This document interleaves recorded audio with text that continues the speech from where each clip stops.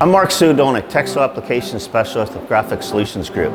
Today I'm going to show you how to set up this 5-color job and do the actual production run on the M&R Cobra press. The benefit of using the tri-lock system is how fast you can set up your job and try to eliminate having to use any type of micro registration at all. First thing we're going to do is remove our pallet, and we're going to install our tri-sync pallet onto the machine.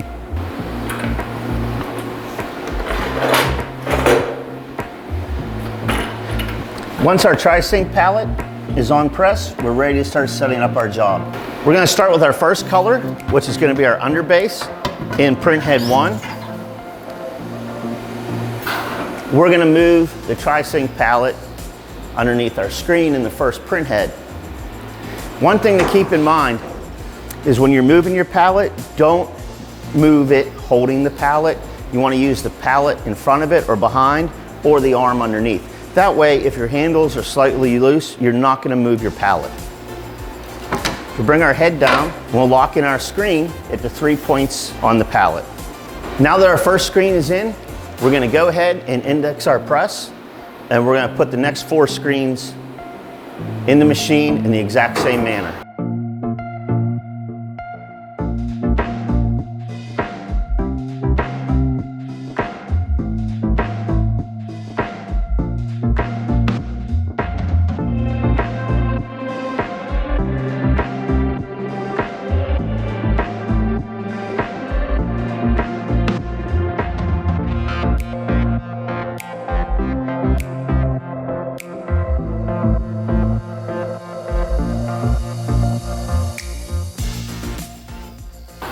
Now that we have all of our screens locked in the press, we'll go ahead, we'll take the tri-sync pallet off.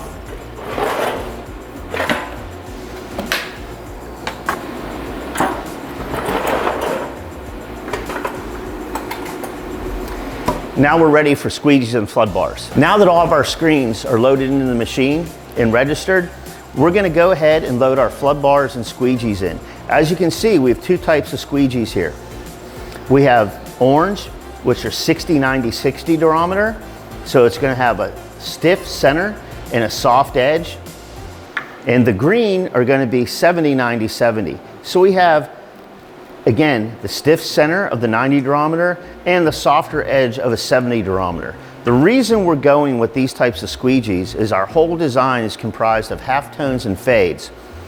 The stiffer squeegee will allow for us to print with far less squeegee pressure and a faster print stroke, as well as really being able to clear that screen out and hold all the dots.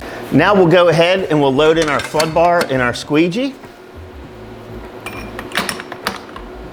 and lock those into place.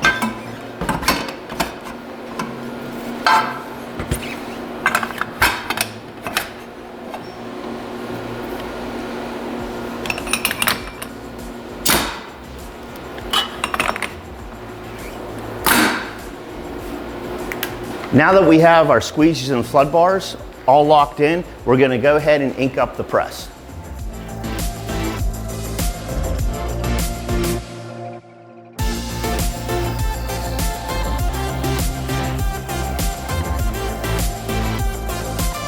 Now that all our screens are in register, there's ink in all the screens, squeegees and flood bars are ready to go. We're going to move on to our next step, which is doing a test print. A lot of times people will load a shirt on, and they'll just go ahead and hit print start, watch the shirt come around, and then look at it and see that something's out of register. Now you have to go back and figure out what's out of register. So I'm going to show you a little trick on how to take the shirt around and check it as you go, so by the time you come around to the last print head, you're ready to start production. I loaded 2 shirts onto the machine. What we're going to do is we're going to start with our underbase, and at this point is when we're going to check our squeegee pressure, our speed, and our angle. So on our pressure, we're at about 40 PSI is where we want to be. So we're going to go ahead and do a test print and make sure that the ink clears the screen.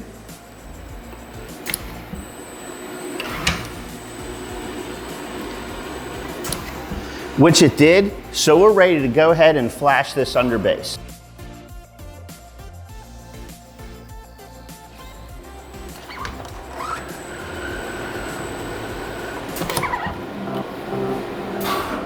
And the reason for the two shirts, we bring this over and we can see that our black is in perfect registration. Another great advantage of the M&R Tri-Lock system is you very rarely are going to have to use your micro adjustments. So we'll go ahead and put the black on our second shirt. And the importance of the first shirt is if you did have to micro it, you can correct it on the first one and then do your second good print on the second shirt. So we'll go ahead and strike off the gray.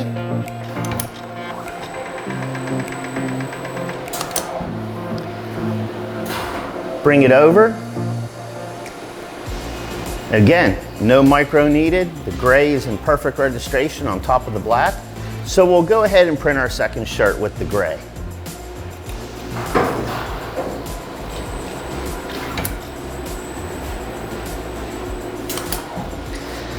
Now it's time for our fourth color, which is going to be a bright blue.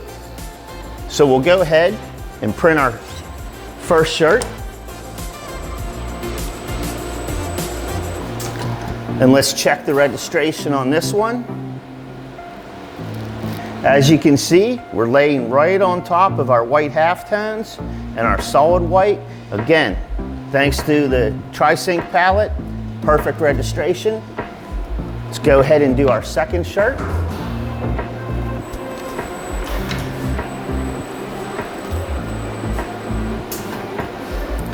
And last is going to be our highlight white.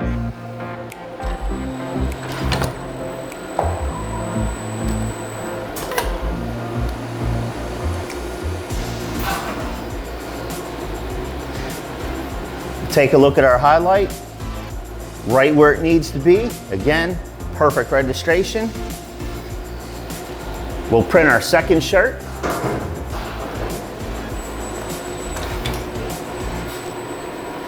Now we did both of our test prints. We had our first one for registration purposes, checking our squeegee, pressure, speed, angle. Our second shirt, made sure after any adjustments, which we didn't have to make any thanks to the M&R Tri-Lock, we're ready to go into production. So you can see by doing it this way, it's a really good tip on how to get right into production and making sure each step along the way is going to give you the quality print that you're looking for. So one of the most important things while you're screen printing, you're using underbase, is going to be our flash. As you can see with the M&R Red Chili D, in our setup menu we have our temperature. We set at 265 degrees. Since most plastisol starts to gel at 140, and getting into new low cure technology that cures at 275, we're gonna be right around 265 Fahrenheit for about 2.5 seconds, which is gonna be enough to gel our underbase and ready to put on top colors. Right here we have our timer that is gonna be for preheating, so we allow the flash to preheat for 10 seconds to get up to 265 degrees. Third is going to be our percentage of power. Very rarely are you going to run your flash at 100% power. Your typical starting point is going to be about 90%. Then during the print run, you can drop that power down instead of changing your flash time. That way your quartz flash is going to stay on and be consistent and not overheat or time out. Now that our job is registered, our pre-production proof is approved and ready to go, we're ready to go ahead and start our print run. So the first thing we're going to do is turn our print heads on. So we're going to do 2 strokes on our white underbase, then we're going to flash. We have 2 open heads or cool down stations, and then our 4 top colors are all going to be a single stroke, all wet on wet. Our flash time is going to be set for 3 seconds. So we're going to go ahead and preheat our flash, get up the temperature. While it's preheating, we can start loading our first garment. Now that we're preheated, we're ready to go ahead and start our print run.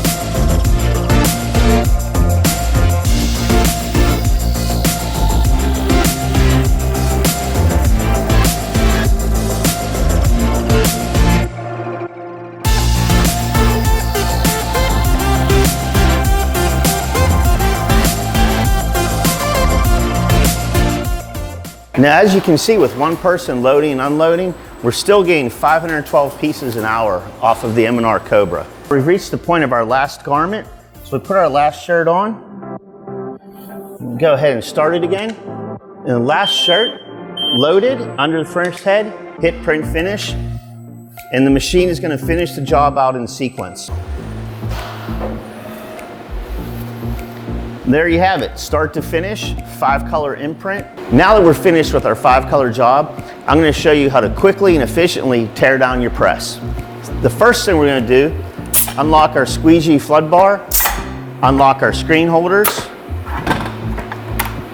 Go ahead and drop our screen, move your squeegee and flood bar to the front of the press, load it onto our screen cart, and it's ready to go off to reclaim and be cleaned and ready to be used again. So we're going to do the same thing with each screen that was used in the job. You'll see a lot of times people like to take the ink out, clean the squeegee and flood bar on press. That not only takes too much time, it also gives you an environment to get ink on your machine. By doing it this way, the machine stays clean. Even though I'm wearing gloves, I got no ink on my hand to get it anywhere on the press.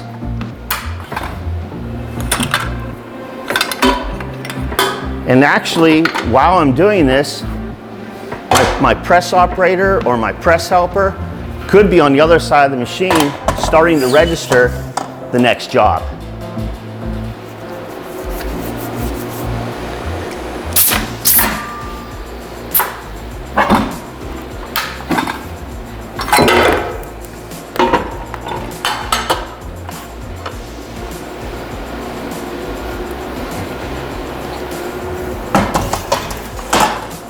There you have it, 5-job breakdown, matter of a few minutes, ready to go into reclaim, and most importantly, ready to set up our next job.